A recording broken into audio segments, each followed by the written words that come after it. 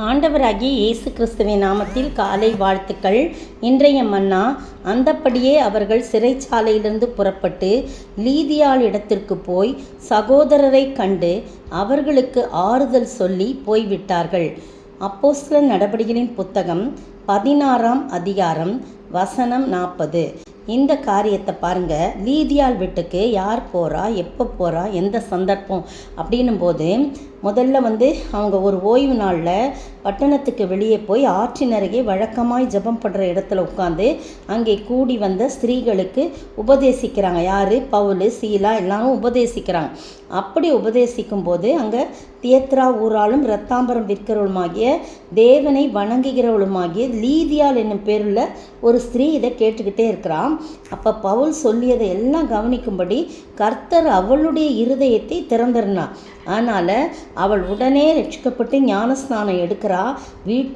அவங்க வீட்டாரும் ஞானஸ்நானம் எடுக்கிறாங்க. எல்லாரும் அந்த ஆற்றங்கரையில் அவங்க என்ன பண்ணுறாங்க, இருக்கிறாங்க. அங்கே வழக்கமாய் ஜெபம் பண்ணுற இடத்துல அங்கே ஜெபம் பண்ணி கூடி இருக்கிறாங்க. கூடி வந்த ஸ்திரீகளுக்கு இவங்க உபதேசிக்கிறாங்க. அவங்க எதுக்கு கூடி வந்தாங்கன்னா தெரியாது. ஆனால் இவங்க போய் அந்த வழக்கமாக ஜெபம் பண்ணுற இடத்துல இருக்கும்போது ஸ்திரீகள்லாம் அங்கே இருக்காங்க, அவங்களுக்கு உபதேசிக்கிறாங்க. ஆனால் ஆண்டவர் அந்த லீதியாளின் இருதயத்தை திறந்தப்படினால அவள் சொல்லி அவங்க வீட்டார் அனைவரும் ஞானஸ்நானம் பெறுறாங்க. அப்போ சொல்கிறான், நீங்கள் என்னை கர்த்தரிடத்தில் விசுவாசம் உள்ளவென்று எண்ணினால் என் வீட்டிலே தங்கியிருங்கள் என்று அவங்கள வருந்தி கேட்டுக்கொள்கிறாங்க. அதே மாதிரி பவுல், சீலாவும் அங்கே போய் தங்கி இருந்துக்கிட்டு அங்கே ஊழியம் செய்கிறாங்க. நிறைய பேரை கூட்டி வச்சுருப்பாங்க, நிறைய பேருக்கு ஊழியம் செய்கிறாங்க.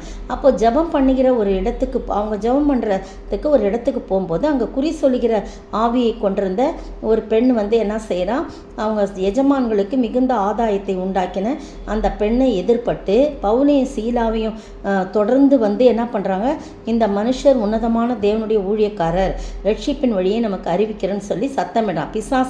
பிசாசு அப்படி சத்தமிட்டு அவங்கள காட்டி கொடுக்கறதுக்காக அப்படி செய்து அநேக நாள் அப்படி செஞ்சுட்டு இருந்தேன்னா பவுலுக்கு கோபம் திரும்பி பார்த்து, நீ இவளை விட்டு புறப்படும்படி இயேசு கிறிஸ்துவின் நாமத்தினாலே உனக்கு கட்டளையிடுகிறேன்னு சொன்னோன்னே அந்த குறி சொல்லுகிற ஆவியை அந்த ஆவி உடனே அவளை விட்டு புறப்பட்டு போயிடுது. அவள் நார்மலாகிட்டா.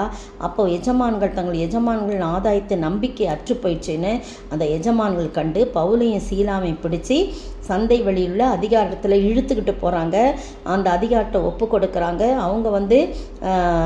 அவங்க என்ன செய்கிறாங்க, அந்த சிறைச்சாலையில் அவங்கள அனுமதிக்கிறாங்க. சிறைச்சாலை காவலாளி என்ன பண்ணுறான், அவங்கள இழுத்துட்டு அதிகாரிகள் அவர்கள் வஸ்திரங்களை கிழித்து போடவும் அவர்களை அடிக்கவும் சொல்லி அவர்களை அநேக அடிகள் அடித்த பின்பு சிறைச்சாலையில் வைத்து அவர்களை பத்திரமாக காக்கும்படி சிறைச்சாலை காவலனுக்கு கட்டளையிட்டான்னு சொல்லி பார்க்குறேன். அந்த படித்து பாருங்கள். 13ஆம் வசனத்துலேருந்து படித்து பாருங்கள். 16-13ஆம் வசனத்துலேருந்து. அப்போ அந்த சிறைச்சாலையில் ஆண்டவரை அவங்க துதித்து போற்றி பாடுறாங்க, ஜெபம் பண்ணுறாங்க. அப்போ எல்லா கதையும் எல்லா சம்பவம் நமக்கு தெரியும். சிறைச்சாலை அஸ்திபாரங்கள்லாம் செய்து கட்டுகள் கழல்து, பூட்டெல்லாம் கழண்டு எல்லாம் சிறைச்சாலை கதவுகள்லாம் திறவுது.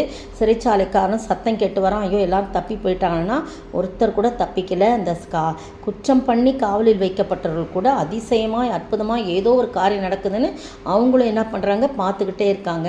அப்போ பவுல் சத்தமிட்டு, உனக்கு கெடுதி ஒன்று செய்து கொள்ளாதே, உருவி தன்னை மாய்த்து கொள்ள பார்த்தான் பட்டயத்தை, உனக்கு ஒன்றும் செய்யாத, நாங்கள் எல்லாரும் இங்கே தான் இருக்கிறோம் அப்படின்னு சொன்ன உடனே லைட்டு கொளுத்திட்டு அவர் என்ன பண்ணுறாரு, ஆண்டவன்மானே ரட்சிக்கப்பட நான் என்ன செய்வேன், எல்லாமே நமக்கு தெரியும்.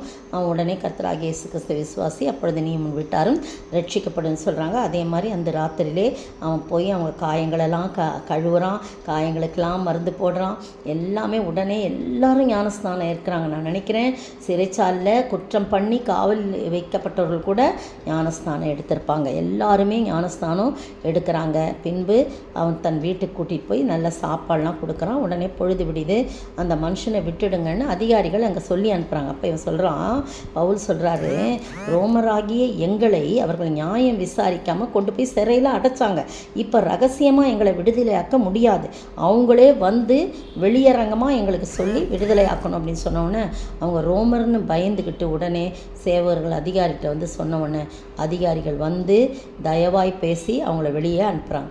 அந்த பட்டணத்தை விட்டு புறப்படும்போது தங்களுக்கு இடம் கொடுத்து தங்களை போஷித்து பராமரித்த அந்த லீதியாள் வீட்டுக்கு நேராக வராங்க. ஏன்னா அவங்க தான் குடும்பமாக ரட்சிக்கப்பட்டாங்க. எல்லாரும் ரட்சிக்கப்பட்டு தனக்கு இடம் கொடுத்து அவங்க எல்லாம் செஞ்சதுனால அதை மறக்காமல் அவங்ககிட்ட போய் சொல்லணுமேன்ட்டு போய் லீதியாள் வீட்டுக்கு போகிறாங்க.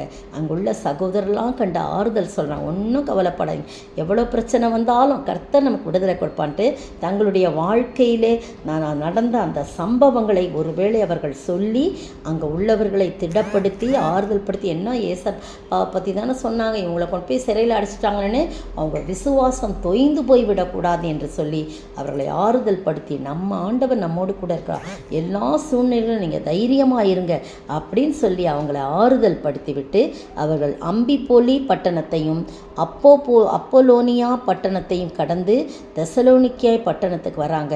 அங்கே யூதருக்கு ஒரு ஜெப ஆலயம் இருக்குது. பவுல் தன் வழக்கத்தின்படி அங்கேயும் போய் 3 ஓய்வு நாட்களிலே 3 வாரம் அப்போனா வேத வாக்கியங்களை நியாயங்களையும் எடுத்து குறைக்கிறாங்க. அங்கே கிறிஸ்து இயேசு எப்படி பாடு பண்ணோம், மரித்தோர்ந்து எப்படி எழுந்திருச்சாரு எல்லாமே அவங்க சொல்லணுன்னு அவங்க நிறைய பேர் பக்தியுள்ள கிரேக்கரில் திரளான ஜனங்களும் கனம் பொருந்திய ஸ்திரீகளும் அநேகரும் விசுவாசித்து பவுலையும் சீலாவையும் சேர்ந்து கொண்டார். அந்த அருமையான நேரத்தில் நம்மளை ஆறுதல் படுத்திய ஆண்டவர் நம்ம மற்றவர்களுக்கு போய் ஆறுதலின் பாத்திரமாக இருக்கணும், சும்மா இருக்கவே கூடாது. நம்மை ஆறுதல் படுத்தி தேர்தல் படுத்தி ஒரு விடுதலை கொடுத்து ரட்சிப்பை கொடுத்த ஆண்டவரை பற்றி நாம் மற்றவர்களுக்கு சொல்லி தேர்தலற்றவர்களை ஆறுதல் படுத்த தான் ஆண்டவர் நம்மை வச்சிருக்கிறார். அந்த ஆறுதலின் தேவன் நம்மோடும் நம்மளை சார்ந்தவரும் இருக்க ஆண்டவர் தாமே கிருபை செய்வாராக. ஆமென். உன்னையும் என்னையும் ரட்சிக்கவே இயேசு தம் ஜீவனை இந்த நரி குருசில் கண்டேன், குருசில் கண்டேன், குருசில் கண்டேன் என் இயேசுவை. சோத்திரிக்கிற ஆண்டவரே, துதிக்கிற ராஜா, என்னையும் மற்றவர்களையும் ரட்சிப்பதற்காகவே அந்த ஈன சிலுவையிலே நீர் உம்முடைய ஜீவனை கொடுத்தீர் ஆண்டவரே. இந்த ரட்சிப்பின் மகிழ்ச்சியை நாங்கள் மற்றவர்களுக்கு சொல்லவும் அதன் மூலமாக நாங்கள் பெற்ற ஆறுதலை மற்றவர்களோடு பகிர்ந்து கொள்ளவும் நீர் கிருபை செய்ய வேண்டும் என்று கர்த்தரும் மீட்பரும் ராஜாவுமாக இயேசு கிறிஸ்துவின் விலையேறப்பட்ட நாமத்தில் ஜெபிக்கிறேன் பிதாவே, ஆமேன். நேற்றைய பதில், என் குமாரனே, நீ கிறிஸ்து இயேசுவுள்ள கிருபையில் பலப்படு. 2 தீமோத்தேயு 2ஆம் அதிகாரம் 1 வசனம். இன்றைய கேள்வி, ஒருவன் சட்டத்தின்படி எதை பண்ணாவிட்டால் என்ன செய்யப்படான்? ஒருவன் சட்டத்தின்படி எதை பண்ணாவிட்டால் என்ன செய்யப்படான்?